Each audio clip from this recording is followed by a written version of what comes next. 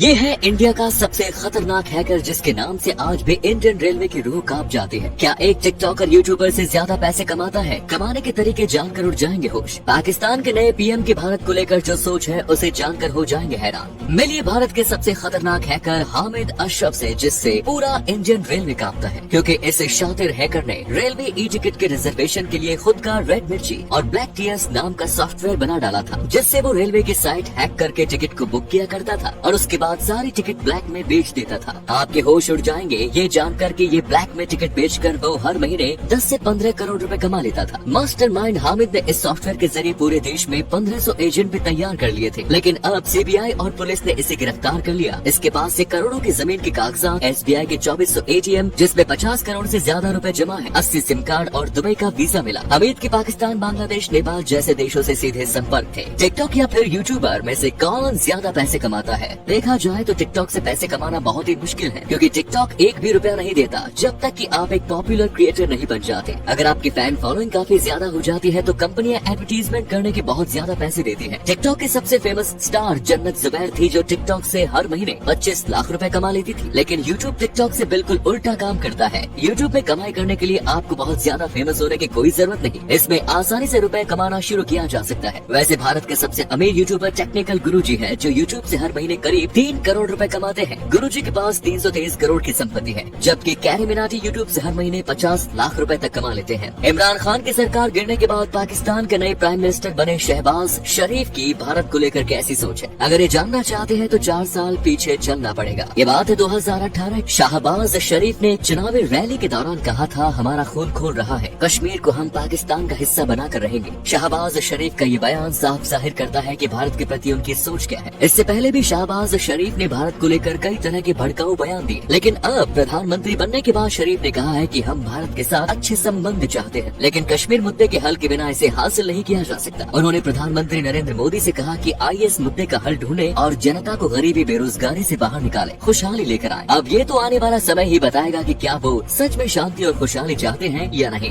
साल 2003 में कुछ ट्रेजर हंटर के हाथ चिले के रेगिस्तान में एक ऐसा कंकाल मिला जिसे आज तक साइंटिस्ट का दिमाग घुमा के रखा है। खासकर कंकाल की बड़ी खोपड़ी ने तमाम लोगों को ये मानने पर मजबूर कर दिया है कि इसमें कहीं न कहीं एलियन कनेक्शन जरूर है, क्योंकि जो कंकाल रेगिस्तान में मिला था उसमें 10 पसलियां थी और एक बड़ा सा सिर था, जबकि इंसानों में 12 रिब्स का ढांचा होता है। एलियन जैसे दिखने वाले इस कंकाल को एक चमड़े के पाउच के अंदर सफेद कपड़े में लपेटकर एक चर्च के पास रखा गया था। हालांकि स्टैनफोर्ड यूनिवर्सिटी का कहना है कि ये एलियन नहीं बल्कि एक बच्चा है जो कम से कम 40 साल पहले मरा होगा, और इसके अजीबोगरीब दिखने की वजह इसकी जेनेटिक कंडीशन हो सकती है। जेनेटिक डिसऑर्डर की वजह से हड्डियों की फॉर्मेशन में दिक्कत और चेहरा और खोपड़ी बिगड़ गई होगी। यूक्रेन पर हमला करने के बाद रूस को चारों तरफ से लगातार विरोध का सामना करना पड़ रहा है, फिर चाहे वो ओलंपिक ही क्यों न हो। लेकिन अब रूस की फुटबॉल टीम भी इस विरोध के चपेटे में आ गई है। पोलैंड, स्वीडन जैसे देशों ने रूस के खिलाफ फुटबॉल खेलने से साफ मना कर दिया था। इन टीमों के मना करने के बाद रूस को बड़ा झटका लगा, क्योंकि फीफा ने रूस को 2022 वर्ल्ड कप से बाहर कर दिया है। अब रूस की फुटबॉल टीम न तो वर्ल्ड कप क्वालिफायर में खेल पाएगी और न ही उसके क्लब यूईएफए के मैचेस में हिस्सा ले पाएगी। सभी देश इस वॉर में यूक्रेन के साथ खड़े हैं और फीफा ने भी यूक्रेन का साथ दिया है। रसिया की फुटबॉल टीम के बैन हो जाने के बाद रसिया की स्पोर्ट्स इकोनॉमी पर बहुत बुरा असर पड़ेगा। हैरानी की बात तो यह है कि जंग के चौथे दिन ही पुतिन को भी बैन कर दिया था। इंटरनेशनल जूडो फेडरेशन ने पुतिन को प्रेसिडेंट के पद से हटा दिया था। ऑस्कर 2022 में थप्पड़ कांड की असलियत जानकर आप भी हैरान हो जाएंगे। दरअसल विल स्मिथ की पत्नी जेडा ने जीआई जैन फिल्म के लिए अपने बाल कटवा लिए थे, लेकिन अब विल स्मिथ की पत्नी